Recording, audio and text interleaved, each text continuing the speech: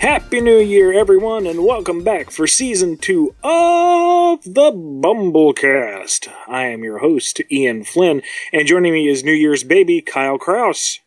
I'm the New Year's baby again? You're younger than me, you're always the baby. Oh, crap. We did this joke last time. And it's the new year, so we get to do it one more time, and then, it's stale for the year, and we get to do it again next year. On your birthday or something, I don't know. On my birthday? Oh, so in a few weeks here? Yes, because I'm just that comedically brilliant, don't you know? Sorry, my birthday's not in June or some other month. So how's the new year been treating you so far, Mr. Kraus? You know. Like a year. It feels like it's been a year, and it's only been, well, as of this recording, 8 days. Yeah. How about you? So far, so good. Got a lot of work on my plate. Things are moving forward that I will hopefully be able to talk about publicly soon. I'm excited about that. And lots of potential for the new year. We'll see how it goes. Well, that's good. My new year is starting off slowly, so I guess we'll see where it goes from here. I don't have anything exciting. Except for BumbleKast, of course. That's always exciting. Of course, the most exciting show on the internet, bar none. Of course. Please don't compare us to other shows. We won't hold up very well. But hey. As we sit here and discuss ourselves. Could anything be more narcissistic? Sure. Maybe. I don't know. So before we get to the topic of the day, because I know you have a topic for the day. Yes. A little bit of news about talking about the future. The BumbleKing forums, which were my go-to place to interact with the fandom, are coming to a close at the end of January. No! Yes. Bring it down a little. Just a little. There we go. It's been 10 years. It was a good run. Met a lot of fun people. And just the thread alone, in response to the closing, has been touching. The number of people, talking about how the forum has directly affected their lives. It's like, wow, I never knew. So, but it's time to shut it down. There are other better ways of interacting with people online, but we're not just going to let it fizzle out. Because what we're going to do for the next episode of BumbleKast is a whole Q&A fest. Not just 5 questions, not just 6 questions. The entire show is going to be questions, and they're all coming from the BumbleKing forums as one last salute to all you folks that made it work for the past decade. So, if you still have questions, you can still, ask them on YouTube and ask them on Twitter, of course, #BumbleKast. But, for those, we're going to be putting those in the backlog. We'll be getting to those in later shows. The next episode, if you are a BumbleKinger, ask your question in the BumbleKast subforum, and it will be answered on the show in the Q&A-Fest. Yes. Limit 1, by the way. Yes, and none of this, here's 5 questions, you pick the one you want to answer. No, Junior. You got to put in the legwork. You tell us what you want us to answer, we'll answer it. Pick one question you want answered the most, and, well, it'll probably be Ian doing the answering for the most part, but still. Yeah, more than likely. So that's what we have for the future. What do we have for today, Kyle? Well, first of all, I have some news on my end as well that I wanted to announce before we get into the topic officially. Marvelous. Yes. Our awesome composer, the composer of the BumbleKast theme song, has released a new album. Ooh. It's a 5-track EP, and it's some really awesome stuff. It's coda, of course. Of course. And you can pick it up over at bc.s3m.us for $3, or you can stream it for free via that link. It's a Bandcamp link, So it takes you over to Bandcamp. But highly recommend going over there and tossing him a couple bucks in appreciation for all the stuff that he's been doing and for composing our awesome theme song. Technically, it would be a few bucks. A couple would just be 2 and the album is 3. Okay. So basically, what you're saying is, it's a few. Yes. Okay. Not many, just a few. Just a few. Of course, you could toss many at you want. I mean, he's a nice guy. He's really nice. He'd let us use his music. He's cool. He's very cool, and he's very talented, so I highly recommend his stuff. Anyway, moving on to our main topic of discussion. This is kind of an interesting one for both of us, I think. We both have experience in this subject, Ian. I do believe. Experience. I see what you did there. You have a little bit. Oh, that took me a little while. Preemptive strike pun. That's very clever, sir. I see what you did there. It's very clever. People don't even know what we're talking about. Do they ever? That's true. Anyway, we're talking about Dungeons and Dragons. Not snakes and ladders. Or role-playing in general. Or we're not mazes and monsters. We're not talking about that. Not masters and mutants, or what was it? Mutants and masterminds? There we go. That's the one. Yeah.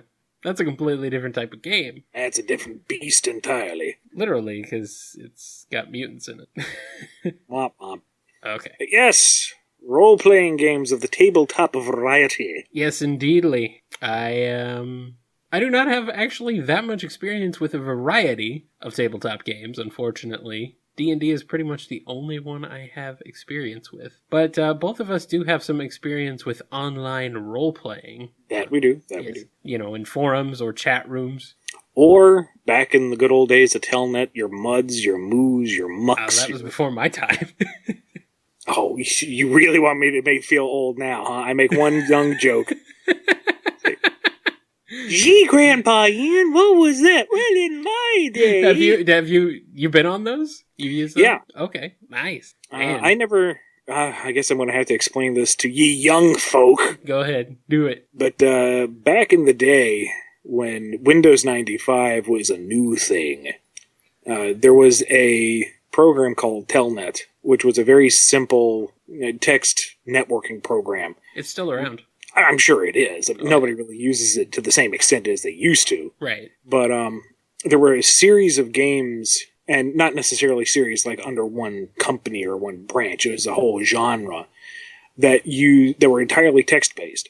And these were called MUDs or MOOs or MUCs. These were all acronyms for MUD, I believe, was multi-user something that begins with the P. I forget. But basically, it was the very beginnings of MMO role-playing.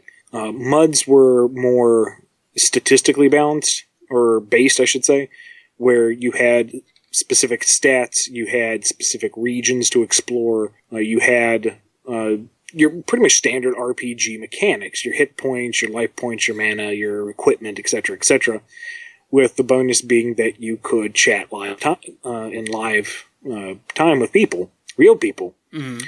And then the game itself was kind of like a, choose your own adventure novel, sort of. Or, it's kind of hard to explain these old text-based RPGs. Imagine the RPGs you see today. Like, imagine Demon Souls. And instead of graphics, it was all text. Yeah. And I'm going to stick with Demon Souls because some of those MUDs were ridiculously difficult to get through. I didn't do the MUDs so much as I fiddled around in a couple of MUCs, which were multi-user character kingdoms. And those were much more creatively driven, I suppose. Mm-hmm.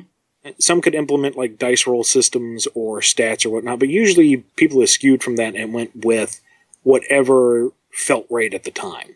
Yeah. You would usually like whisper to somebody, I'm going to perform this move. Is that okay with you? Or how are you going to react? Or I had a really good group at one point where we just trusted one another and tossed whatever out there, and everyone else rolled with it. And it led to some really engaging, character stories, which in retrospect, since those were my kind of preteen years, they were probably angst-tastic and awful. But at the time, it was a lot of fun. And I still keep in touch with like one or two people from that era. But that was my very earliest RPG experience in that vein. Awesome. My earliest RPG experience, I should say online role-playing experience, was actually probably the chat room role-playing that we used to do. That was one of the first that I can remember, at least. There might have been some stuff on some obscure forum somewhere, but I can't remember offhand. The one I most remember would be that experience playing with you and Lee and a few others. And this was in like 2004, 2005. Must have been like 2005, 2006. Was B Scene before your time? What's that? I must be, because I don't recognize it. Because when the internet was first really blossoming into a place where people could nerd out like this, there was kind of a bidding war between various sorts of instant messaging programs and chat rooms and whatnot. Back when, AIM and ICQ were neck and neck for everyone's attention. Yeah. If you remember what ICQ is.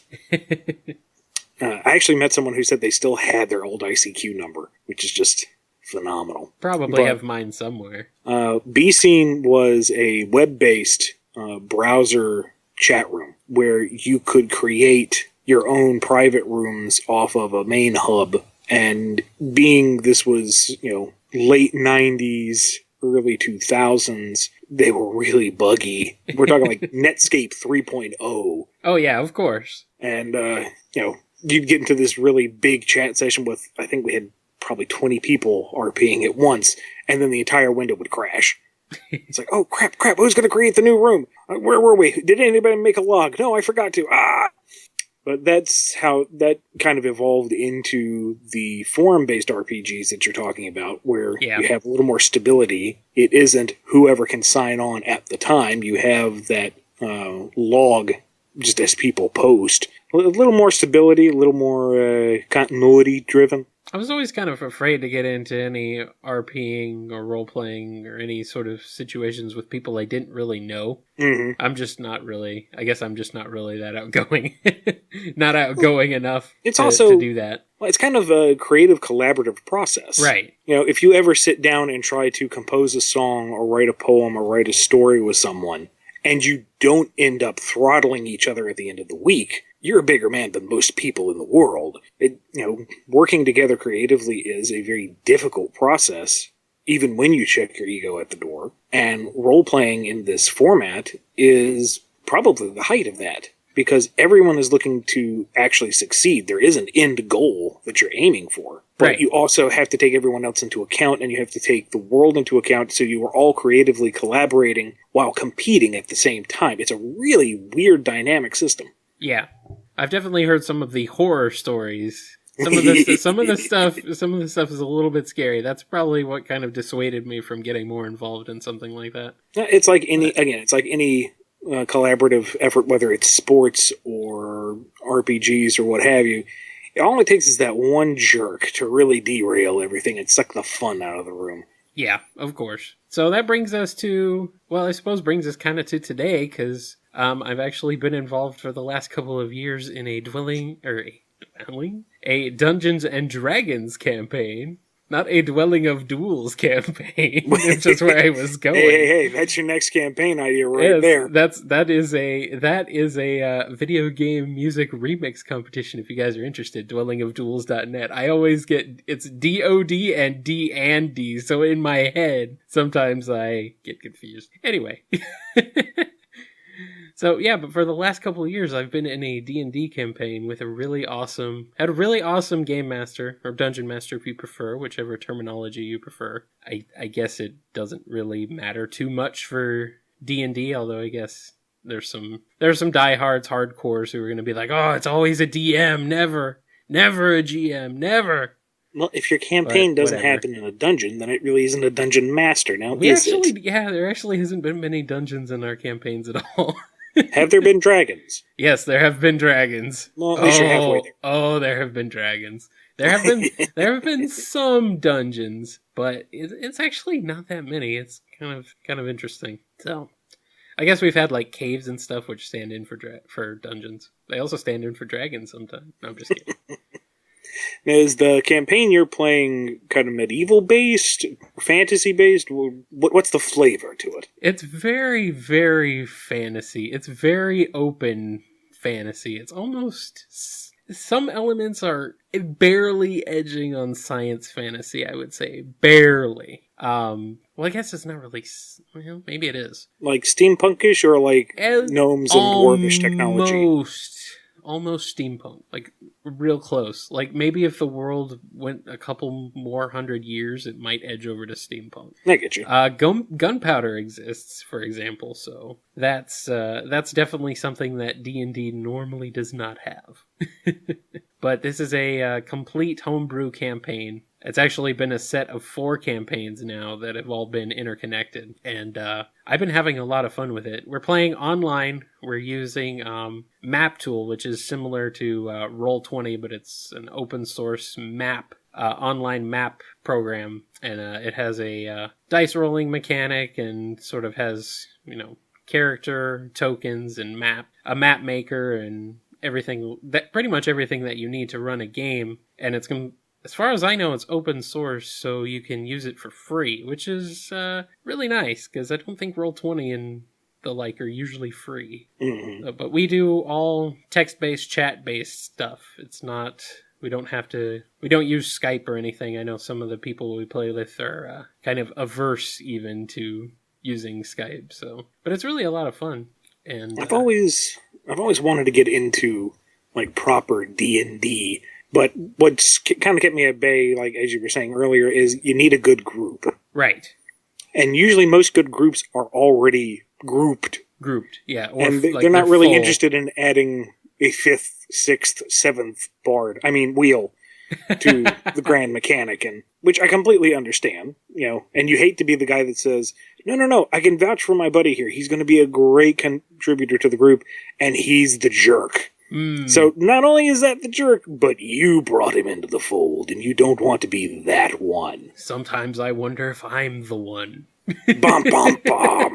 Dramatic reverb. I was actually the late addition. I didn't come in until later after they had actually ran one campaign without me. So I've only been in 3 campaigns. The rest of the group has been in 4, and it's like, well... Congratulations, you're the scrappy do. Yeah, I still have I still feel like I have no idea what I'm doing, like, most of the time. It's kind of weird. Well, the whole thing about D&D, and correct me if I'm wrong, is that while the stats are there to give you a solid framework to work within, right, most of the gameplay is up to the players and the GM. Well, yeah, of course. That is... So there isn't really a wrong way to do it, is there? Well, it kind of depends on how strict to the rules your group is, and how strict to the rules your dungeon master is. Because you could have a very strict dungeon master who plays by the rules, complete, out of the book. Everything you see in the book is what you get, and if you try to play out of that, you can't do that. Or you could have a really, open GM who's just like, whatever, just roll something, I don't care. In which case, that seems almost like, why are you even bothering playing within, calling it Dungeons & Dragons when you're not even really playing that, you're just freeform storytelling, role-playing. Right. So it really takes kind of a balance, and the other players can be, I don't want to say they're a deterrent, but they can be kind of rules lawyers. And that they'll be like, oh, that's not in the rules. It depends on how well-versed they are in the rules. Mm-hmm. I don't feel like I'm very well-versed in the rules much at all. I'm just kind of having fun with it. But I do know sort of the basic rules of my own characters, actually. And just kind of still, even after a couple of years, I'm still learning new things and still getting kind of a feel for how some of the other classes that I haven't had the chance to play yet, still kind of learning the ways that they work just by observing other players. Well, given how much fiery debate there can be over the rules of Scrabble, I can't even begin to imagine what it could be for D&D. Oh, edition wars are probably one of the worst things. Oh, dear.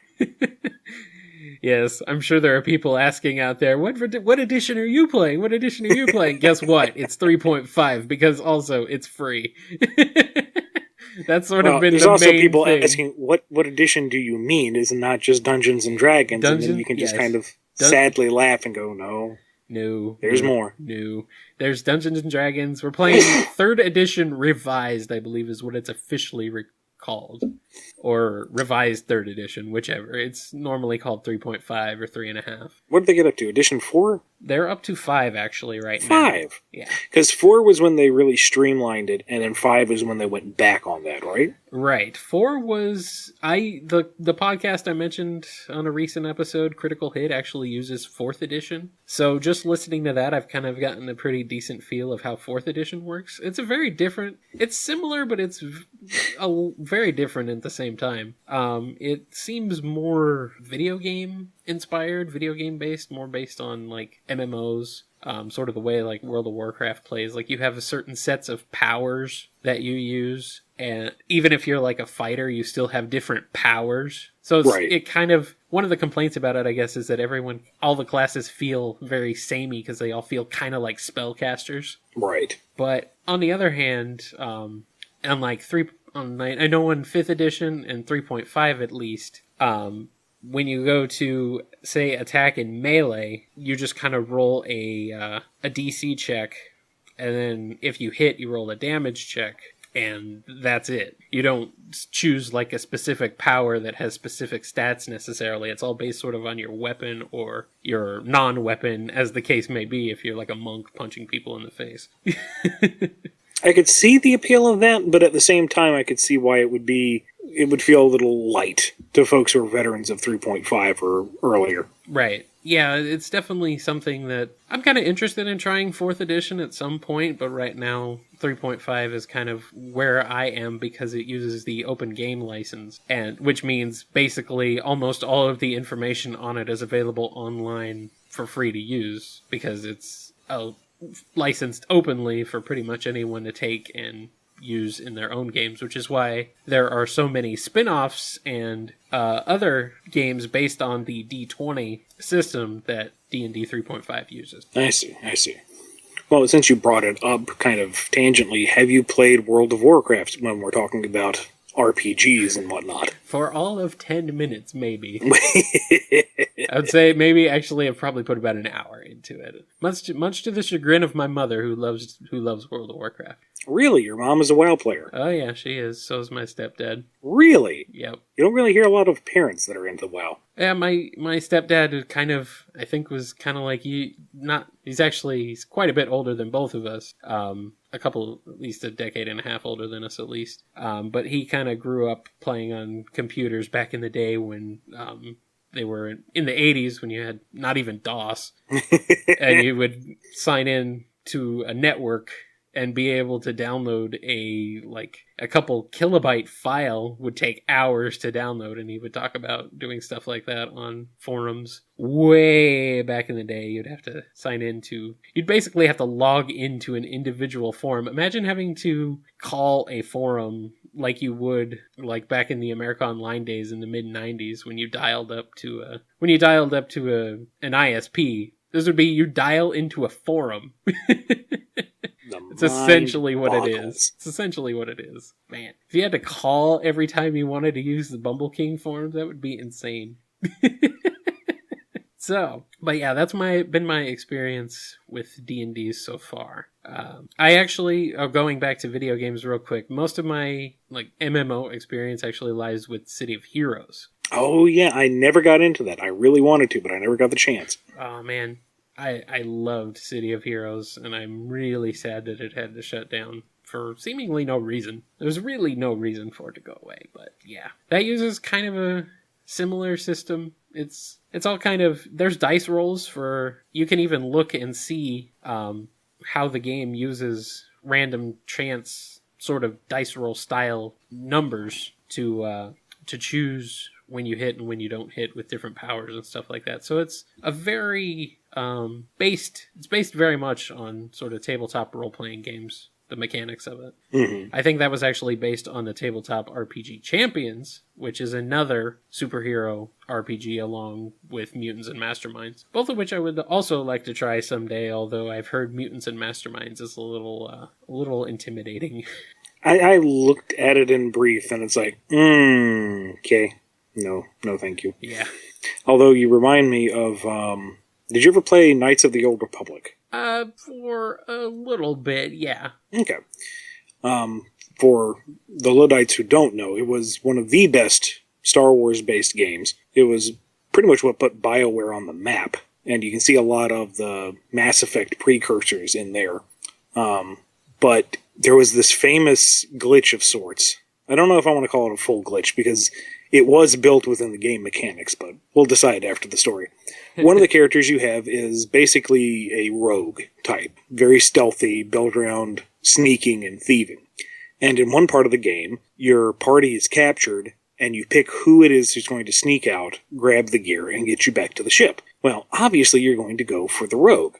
And you can, cast, for lack of a better word, an invisibility on yourself so you can get everything and sneak out. The problem is, if you don't disengage the invisibility, when the game loads the next cutscene, the characters, as they talk to each other, basically roll initiative to see if they can see everyone else and speak to them. So one of the party members will look at your rogue, try to speak to her, but she's still invisible, so he fails the look check and can't start the rest of the scene. So you are stuck in a cutscene because the game, by its own rules, can't see the own party. Whoops. That does. I think they patched it in the PC version, but I don't know. That just tickles me. I like that. That does sound like a bug. That also sounds like something that would happen in Dungeons and Dragons. It's like you'll be talking, or a character will be trying to talk to somebody, and they can't see him. And then, well, what do? Somebody trying to cast a healing spell, and it keeps failing until they realize that their target is wearing a ward that disperses all magic. The difference is you could have, the DM could have the NPC roll I guess it would be like an insight check. I think I'm thinking 4th edition rules at this point, but you roll an insight check, and I guess to see if they'll see him, or maybe a perception check, that's what I'm thinking, not insight. So you can have them do that over and over until they see him. Or you can just be like, whatever, and move on, because not confined to the rules of video games, which is one really nice thing I like about it. Exactly. It's funny because when I first started, before I started playing, I didn't think I would really care for it that much, to be honest. Just because I'm D&D, the fantasy aspect of it, I'm not really a big fantasy guy. Doesn't appeal to me too much. Nearly as much as more like sci-fi or even like a modern setting more appeals to me. But it's really been a lot of fun, and it's really been something to get invested in. And I definitely appreciate the creativity it's kind of helped me realize in bringing characters to life, because I had been struggling, still kind of do to an extent, struggle with writing in general, just kind of even writing on my own. I just have this really, really bad case of writer's block, and just sort of it would be what's the word I'm trying to think of here? I like how you talk about writer's block and can't think of the word. Right, exactly. I have a problem with just thinking of words even. Lack of confidence, that's it. I just have a lack of confidence when it comes to that sort of thing. Ain't as easy as it looks, is it? No, it is not. That's why you hire a professional. It doesn't even look easy.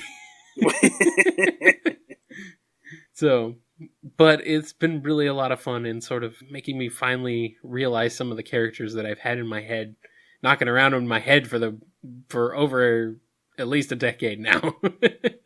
I did kind of have to adapt them for the setting, but that's okay. Right. It worked out. Can't really have a character activate an energy shield, and it's like, nope. No, not this world. The DM wouldn't let me have lightsabers or beam sabers, whatever. I tried. No. See, it's not a beam saber. It's just concentrated light mana focused into the shape of a blade. I tried. I told you I tried. I didn't try that hard because I'm not that much of a jerk, but I did try. That's okay. Swords provide pretty much the same abilities. And can my sword glow blue? Actually, yes. It can. Can it hum when I swing it? Yep. Yes. Well, there we are then. That's all you Can need. I enchant it to inflict burn upon a hit? Yeah. Well, then there's your lightsaber. That's it. That's all you need. It just doesn't retract. Big deal. That's all you have to do is go as you sheath it each time. That's true. That's true. Actually, one of my characters does have a blue sword, but it is a cold sword. So, a little bit of ointment that'll take. Oh, not cold sore. Pardon me, cold sword. Cold sword. Yes, it's a little chilly. Her other one is an electric sword because that's awesome, right?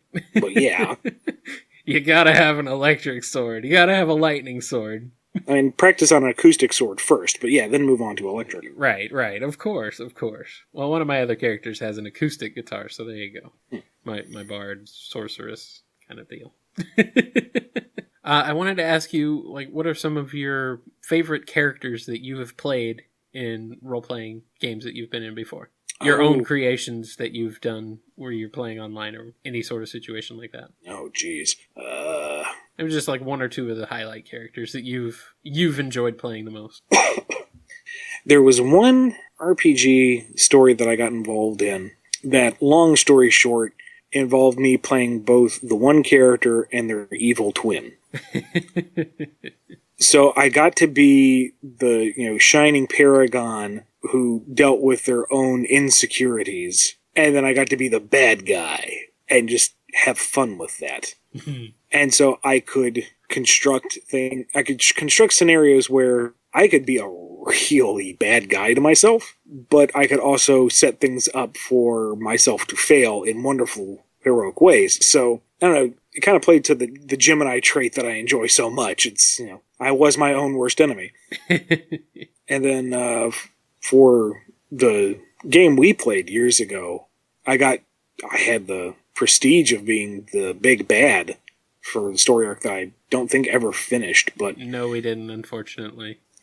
Being able to play the Machiavellian, grinning, smug bad guy in the background setting everything up, and having everyone else in the forum going, "What are we doing this right? Do we know if we're playing into his hands or not?" It's like, ha, you don't even know. I do remember that. Man. That guy was you. What about you? Who's your favorites? Well, in the 3 D&D campaigns I've played so far, I've had 3 different characters. One has been a sort of rogue, more combat-focused rogue, who is also an airship captain, and which has been a lot of fun. That was the first character I played with, which I guess rogues are sort of one of the easier classes to get into because you can just be kind of sneaky and, sneak up on someone and assassinate them in the back, and that's fun. And then in the second campaign I played what was basically a fighter with super speed. So I pretty much played like foul-mouthed Sonic. And so Shadow the Hedgehog. Kinda. Well, no. Definitely more of Sonic's disposition. Or maybe more like Toph's disposition, if anyone's, for people who are familiar with Avatar, Last Airbender. And she was basically she had dual swords and kind of broke the game. I think with someone who actually knew the rules and stuff a lot better than I do, she would be like a legitimate rule breaker, like a serious game breaker in the hands of someone who actually knew what they were doing. In my hands, even, it seemed like she was breaking the game because she literally broke the rules of speed. During combat, you can normally only move like whatever your maximum movement is per turn. So most characters, I think on average, it's around like 30 feet, which is 6 squares. Each square represents 5 feet on a map. And this character could move 150 feet in one turn? Jeez. At least, through various powers. I think I got that up to like 300. Most of that I could only do like once per day or once per encounter or whatever. But even still, that was like just completely game breaking. It didn't really matter how big a map was because she could crisscross it in one go at like any time. Almost any time. It was pretty insane. So it was a little unbalanced, I think. This was a homebrew character, a homebrew class, which D&D 3.5 also has a lot of, because it's since it's still the open gaming license, a lot of people online have come up with new character classes. So I think it's a little bit broken in that respect, but I had a lot of fun with it. Well, it's always nice to be the party's glass cannon. Pretty much. That's kind of what she was, although she was actually pretty tough too. Surprisingly tough for someone who is that fast. The party's surface-to-air missile? Almost, yes. The character I'm playing right now actually is probably more like a glass cannon. I have a sorceress with a level in Bard, so she can cast fireballs with a guitar. That's all I wanted. I like it. That's all I wanted. That's all I wanted, was to be able to just throw crap out there using a guitar. That's why I had one level in Bard. I don't think most bards don't really have offensive spells like that, but that's what I wanted. Not just offensive singing. Yeah. Yes, but man, it's been loads of fun. I'm having a ton of fun, basically finding characters' voices, which has been really, really fun and really nice and really helpful in sort of unlocking more creative potential in my head, which is good. See, I never really did a lot of that style of role-playing. Going back to WoW, I guess. I did the free 10-day trial years ago, and boy, did that sink its claws into me, to the point where when the trial ran out, and I didn't really have the time or the money to subscribe, picked up a used copy of Animal Crossing just to have something with an open world feel. It had a bit of a grind to it, Yeah. Must get apples, must pay off Nook, must do something, scratch the itch. The RPG that I'm playing right now is Xenoblade Chronicles X on the Wii U. Got that for Christmas. And it's got a little bit of a massive multiplayer angle, question mark, in that if you connect online, you can interact with the avatars of other people's player characters in the city or out in the game world. And you can either add them to your party briefly, or you can have a small buff from whatever, we'll say, guild they belong to. And in whatever region you are in, there is a number of critters that you can take out, and that's tallied by everyone who's playing at the same time, and you get bonuses for meeting certain requirements and certain rewards. The game itself is maddening. It's very addictive. Maddeningly. Is that even a word? Maddeningly? Thank you. That. I've sunk 65 hours into this game, and I've barely scratched the surface. I've heard it's very good. There are 5 continents. I have not quite gotten to 46% on the first starter continent. I just got my big mecha. It is enormous, and it is tons of fun. There's mecha. I think I knew that, but it didn't really click to me. And it's not like... I learned this the hard way. The mecha, the skells as they are called in this game, are not your win button. They are an investment and almost a liability. Because those suckers are expensive to buy. Mm-hmm. They're expensive to equip. They have finite amounts of fuel. And if they get destroyed, you better hope you have your insurance policy paid up, because it costs a whole lot to buy a new one. There's actually insurance in the game? There is insurance in the game. That's awesome. As I learned the hard way when I picked a fight that I thought I could win and clearly couldn't, when it blows up, you have a button prompt, and if you nail it perfectly, it blows up, you get out just fine, and the game goes, oh, well, insurance will cover this, you're good. If you miss the prompt but still get it, halfway, you jump out, you're fine, but you have to pay, like, the towing fee or something. I forget. If you fail miserably in all regards, you get maimed, your thing blows up, you have to pay for the whole kit and caboodle again. And wrapped it up last night when I thought I could make a jump, did not make that jump, and lost everything in one fell swoop. So, gonna have to see how much game money I owe on that one. Man, that sucks. And I was only like 20 feet off, too. It's just like, reach! Grab for it! What is the... Oh, go ahead. No, go ahead. I was going to ask what the mech combat was like. It's odd at first. Of course, the combat in general is kind of weird. When you're on foot, the normal battle mechanic is you auto-attack. And you either have your melee attack or your ranged weapon attack. And these vary between beam sabers to swords to knives to rifles to railguns to cannons, etc., depending on your class. Sounds like my sort of setting. And you have free movement throughout the battle because everything happens in the field. There is no cutaway battle. Everything happens in field, real time. Mm-hmm. So if things get really bad really fast, you can just run. And depending on where you are around your target depends on the bonuses and what perks you get to where you're striking. You can focus on certain parts of the enemy to deal damage or weaken them. And then across the bottom of your screen are a number of arts, or skills, if you want to call them. They're special abilities. Spells, I suppose. And those you can activate at any time. There's a cooldown, of course. There's a mana cost, of course. And these are not the technical terms. I'm just throwing out the general ideas here. Or, depending on what your party does, they will call out something, and one of the arts will get highlighted. And if you use that, at that point, you get some health back, and you get bonus damage, and you get bonus effects.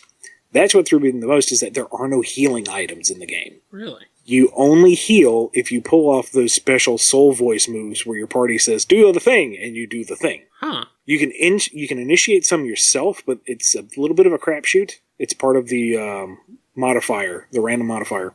And after every battle, you auto-heal to full health. So yeah, it is balanced, it just takes some getting used to.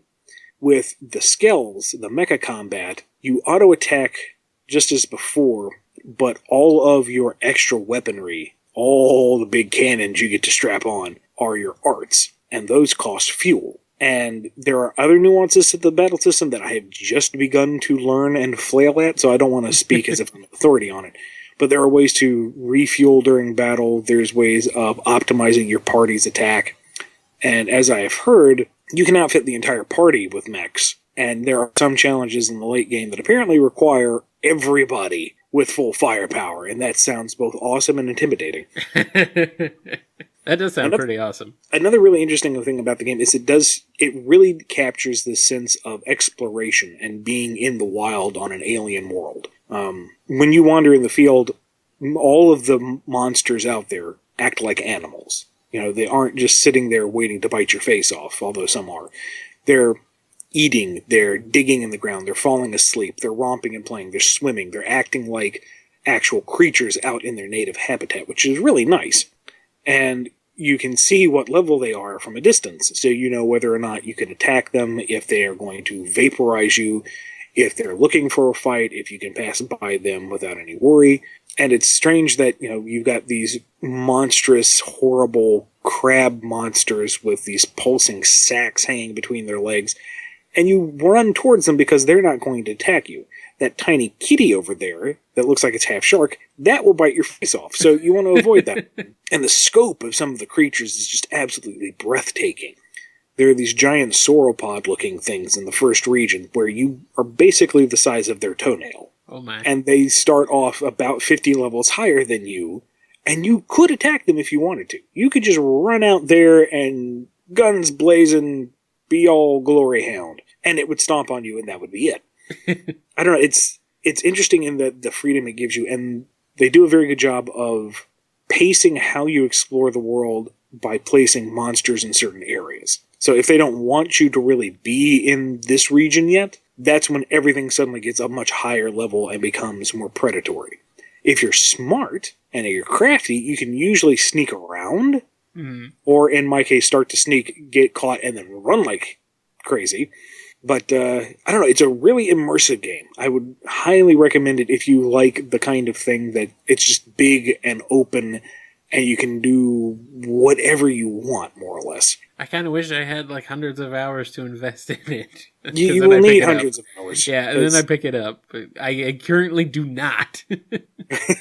I have a huge backlog of games that I really need to get to, and I just, yeah. But well, speaking of backlog, awesome. You've got a backlog of questions, don't you? I sure do. Let's answer some questions. All right, let's get into some questions. Secret Agent YaYa wants to know, how big are the forces of each individual egg boss? I'd imagine having to maintain presence over entire continents or oceans isn't a small job.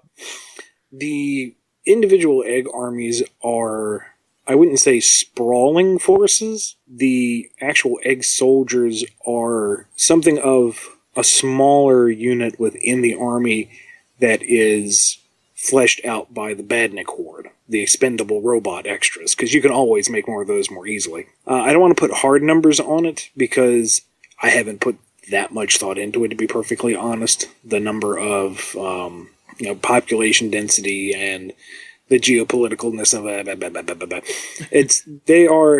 They're not United States Army-sized army, let's put it that way. Large enough to be a problem if you face them directly, but not large enough that they could roll over any local defenses. Enough to cause a problem and perpetuate the Eggman Empire's presence, at least. Right. All right. Spin wants to know, does the purple female bird of the Royal Guard have a name? No.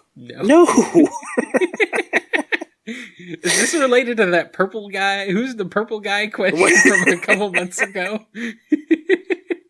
This is no longer the era where everyone with a speaking line or a screen time is a character that has to be remembered. We can have minor characters, guys. It's okay. And not to make this sound sexist, because they specified Purple Bird Girl. Whoever else was in that scene, I don't even know what species or colors they were, what gender, it doesn't matter. They were the Royal Guards. They were there to get beat up by Metal Sonic. Right. They were there to be bodies to hit the floor. They didn't have names or characters. They didn't even have specification in the script. It was the Royal Guards. They were just red shirts. Except one of them was purple and didn't have a shirt? I don't remember. I mean, if some fan out there wants to claim it as their personal avatar and write their own extended universe version of it, knock yourselves out. I'm not going to be contradicting it at any point, because there's not going to be any characterization, because there is no characterization. Have your fan fiction fun today. I mean, I'm sorry if it sounds like I'm picking on the guy, because I don't mean to. It's just, there's no name, there's no motivation, it's just there. I'm trying to remember the era. What was the era where everyone did have a name? It was pretty much pre-reboot. Pre-me. Pre-reboot. Yeah. Okay, yeah. That's what I thought. Yeah, everyone did kind of have a name then, didn't they? I mean, to a degree, I can appreciate it, because you want to make the world feel a little richer, so you don't have, here is nameless extra number 5, you know? But at the same time, they don't always need a name, Right. If naming the character is not going to do anything for the intercharacter relationships, then it's not really adding anything. It's a coat of paint that does nothing. Sometimes an innkeeper is just innkeeper. Exactly. Going back to our D&D discussion. Shade Ketchum asks, is there a possibility of a future universe arc for the Hooligans or Babylon Rogues? Possibility? Yes. Plans? Maybe. Uh-oh. Can't talk about that. It's a secret. Fancy Fool asks, if the Southern Baronies still exist post-reboot, are Cream and Vanilla from there, or have they always lived in Mobotropolis post-reboot? No Southern Baronies, because the Southern Baronies were originally tied into my long-term plans for the Kingdom of Acorn, which were based off of stories that were already established in the old continuity. Since all of that history has been tossed out with the reboot, can't really have that based off that which doesn't exist anymore. So, Cream and Vanilla, those two. The rabbits. The rabbits. They live on West Side Island. Not necessarily in Mobotropolis, but nearby. West Side Island. Anyway. Sorry, that was bad. Couldn't resist. I'm just going to let that hang there. That's going to be... That was terrible. I apologize. Do you? You? No. Own it, Kyle. Claim it as your own. All right. There's actually a follow-up to this one. Is it the same deal with Amy as well, except with Avalon instead of the Southern Baronies? Yeah, you can toss. Pretty much, if it's pre-reboot, just toss it. Just toss everything. Pretty much ignore it. The only thing that really carries over, and not even then, the only things that really, I guess, could say survived in some degree is maybe the Armada and Babylon Rogues, because those are all purely Sega Sonic. Yeah, I was going to say, that's a connection canonical. Right, so if I get to that and I want to reuse it, I'm in the clear, but otherwise, don't hold your breath waiting or looking for anything. We've moved on. Mm-hmm. All right. Crocpedo wants to know, Image or any creator-owned publisher title, when? Do I want to show my cards now or wait for the flop? Uh-oh. Let's just say I'm working on things, and summer's a good time to announce stuff, so we'll see if everything falls into place or not. We'll see. Fingers crossed. Fingers crossed. I'm really excited about things that I want to talk about, but it's too soon to promise or talk about them yet. Well, dang. That's actually more of an answer than I expected. That's pretty exciting, actually. I don't want to talk about it yet. I know. Easily fall apart. If I told you what I've got cooking, you'd probably lose your mind. But, again, it could fall apart entirely, so I'm not going to get into it just now. I can edit the show, I can take it out. You can still tell me. I can know. But then people don't get the real flavor of you twisting in the wind here. I know. They don't get my reaction when it happened. When you announce it on the show. Well, even if you know it's coming, you're probably going to flip out. Anyway, I know. Next question. I'm already excited. I'm already looking forward to it. All right, last question for today from the KKM. Godzilla versus Gamera. Who wins? Oh, boy. Godzilla has the longer lineage. Right. And is notoriously resilient. But Gamera is friend to all the children. This is true. I'm going to say it starts off with Godzilla looking like he's going to win. Gamera starts pulling a comeback. And then the evil space aliens masquerading as humans call down King Ghidorah, and they have to team up and beat King Ghidorah. So they both win. I'm going to say that's the correct answer. Thank you. Thank you very much. Because that's what I was actually thinking, was like, it's going to be like a typical hero fight, hero versus hero fight. They're going to fight each other, realize that there's a bigger villain, and be like, oh yeah, by the way, we're both on the same side. We really need to defeat these guys. So and toss Mothra in there, because Mothra always shows up for these things. I love Mothra. I don't even know why exactly. I just like Mothra. She's cool. I don't know. I got tired of Mothra after a while, because like every single Godzilla movie, it's like, okay, cool. Here's Godzilla. He's going to fight this thing. And here's Mothra again. Here's Mothra. Mothra dies again. And there's Mothra as the giant worm again. And there's the two tiny girls who sing again. Yeah, go away, Mothra. She's kind of a weird plot device that doesn't really go anywhere. But I still like Mothra for some reason. That said, I am excited for Mothra and Rodan to return in the new movies that they got coming up. Oh, man. I hope they do. I was kind of disappointed with that last movie, but I do want to see more, and I hope they really crank up the Godzilla, because that's what was really missing. I'm a huge apologist for the last Godzilla film. Mm-hmm. I know it was slow. I know that the main cast was boring. And I know that Bryan Cranston and... Oh, shoot. What's his name? Venerated Japanese actor. I can't remember either, but I know. Okay, yeah. Men of extreme talent and prestige were horribly underutilized in Absolutely, yes. And Godzilla was in the film a total of 20 minutes collectively. Yeah. But what was there? The slow build... for me was phenomenal. I was teased and I loved it. I mean, when they're just having him come out of the water and you see just the crest of his head, and then you see the male Muto stand there and get freaked out, and then the footfalls and the slow pan up, and there's Godzilla in all his meaty glory, and he roars. It's like, yeah, okay, that I'm good. And then the final fight was just freaking spectacular. Yeah, the scenes with Godzilla in them were absolutely phenomenal. It's just, like, you cut out, like, the hour in between, and might help a little bit more. I know it's supposed to be a slow build, sort of be kind of suspenseful, but it kind of drags on for too long, and I don't know. The sequel gives us King Ghidorah.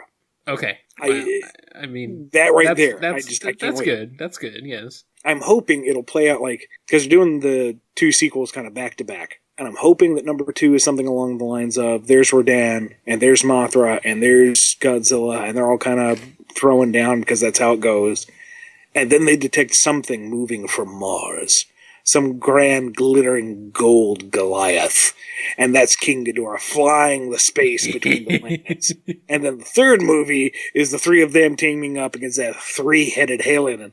And just, I like Godzilla. Yes, I do love me some Godzilla. I really do. One of my favorite memories from both New York Comic Con and San Diego Comic Con is there is this high-end action figure manufacturer called D-Arts. Right, yes. And they have a whole line of Godzilla stuff. Which is awesome. And it's all done to scale.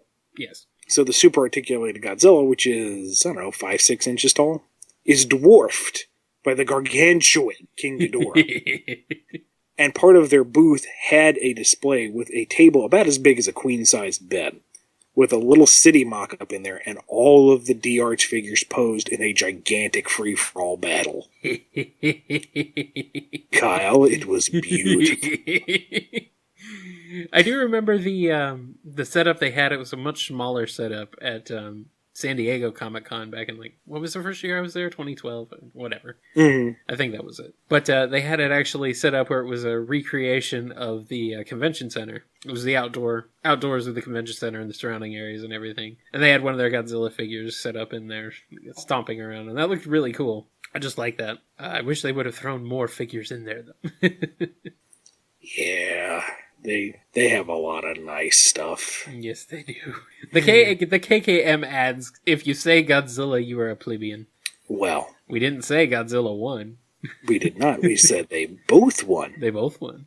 Yes. I'm surprised that crossover has not happened yet. That's one of the few kaiju... Seriously? That's one of the few kaiju crossovers that just hasn't happened. Weird. And it's not like Gamera is some knockoff. Gamera is huge. Gamera is arguably on par with Godzilla, if not more popular, depending on who you ask. So, why not?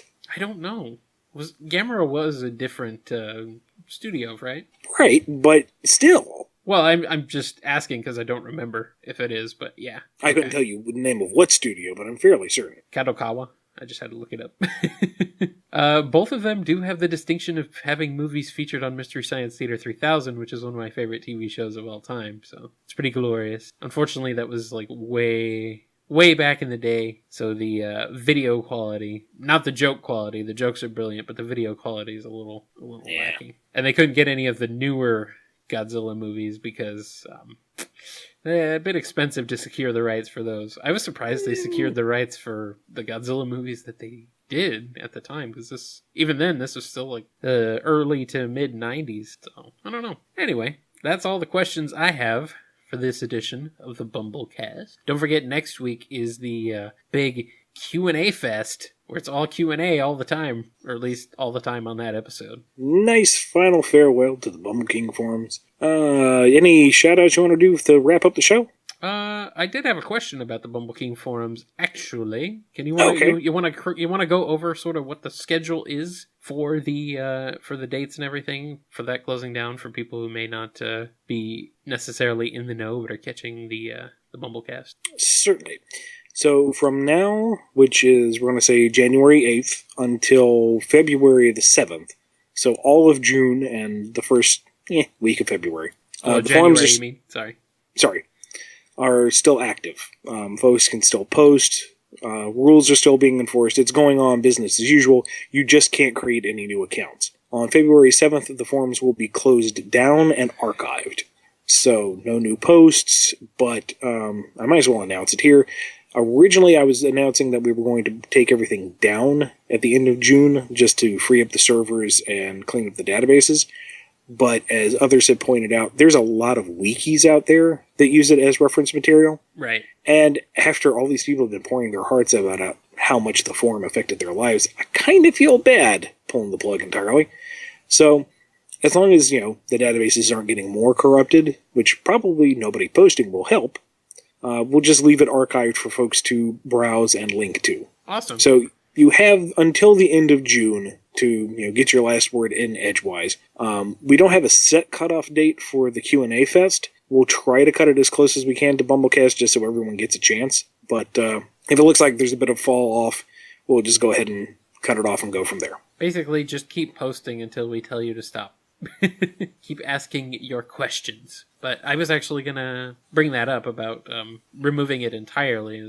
There's still a lot of good information there that people still reference and stuff. So I'm glad you're not pulling it down entirely. I don't think it'll hurt anything to leave it up. So I think it's all right. And, thanks to everybody I'll probably say it again next episode, but thanks to everyone for being so supportive. I was expecting a much harsher backlash, and while people are certainly disappointed, they're very supportive of the fact that I need to, reevaluate my priorities and, move my time around to other places. So thank you, everyone, for being so cool about everything. I'm pleasantly surprised at the reaction. It's really good to see that people are being so kind and supportive of you and, everything like that. I mean, we've had our highs and lows, but BumbleKing, for all of its warts, is one of the kinder, gentler places online. So I'd agree with that. In recent years, I haven't been able to follow nearly as much as I would like, but, my time there has not been wasted. But we'll talk more philosophically and reminiscing on it next episode. For now, this has been Ian Flynn. You can find me at BumbleKing.com or on Twitter at IanFlynnBKC. And I am Kyle Kraus, or KyleJCRB. You can find me at Twitter at KyleJCRB, or you can check out what I'm doing with the KNGI Network and the KNGI podcast over at kngi.org. Thank you so much for joining us for the first episode of the BumbleKast for the year 2016. We will catch you, and we're going to edit this later because I didn't bring up the calendar because I'm an idiot. It's 11/25th. We will catch you on January 25th for episode 2 of season 2. Catch you later. Or episode 9. I don't know. Are we calling this? Are we going by seasons? Are we doing seasons? Is this a thing? We're doing seasons. Just cut it off. Play the music. Play the music. Thank you for listening to the BumbleKast. Please subscribe to the show and leave a rating and review on iTunes. Find more episodes at BumbleKing.com and KNGI.org. BumbleKast is copyright BumbleKing Comics. Original music composed by Ken Coda Snyder, used with permission. Find more music from Coda at bc.s3m.us. Pay what you want for the intro theme, as part of the compilation album Noisechan and Nugget Adventures in Chiptune at noisechanradio.bandcamp.com.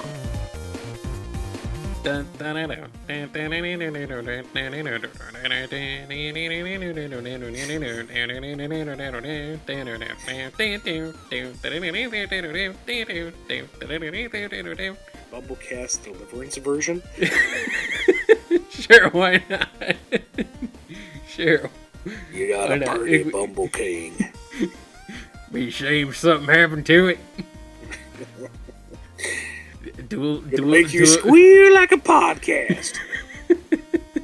Dueling bumblers. That is the truest statement of them all.